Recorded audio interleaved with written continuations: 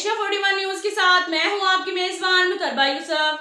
खबर शामिल करते हैं सरगोदा से। हमारे ब्यूरो चीफ मोहम्मद नदीम के मुताबिक सरगोदा के बाजार हुसन 12 नंबर चुंगी में दो बदमाश ग्रुप्स के दरमियान फायरिंग का तबादला।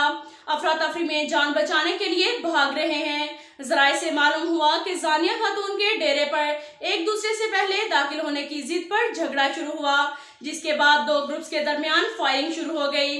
हस्बे रवायत पुलिस ताकीद से पहुंची, जबकि मुलजिमान मौका से फरार हो चुके थे। काबिल जिक्र बात यह है कि गुज़िश्ता रात 2 बजे के करीबी बाजार हुसन में फायरिंग हुई। रात के पिछले पहर तक बाजार हुसन किसके हुक्म पर खुला रहता है।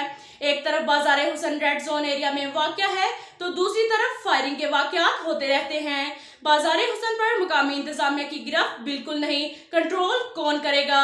अब तक के लिए इतना ही काफी है। मिलते हैं अगले बुलेटिन में, हमारे साथ रहिएगा। अल्लाह हाफ़िज़।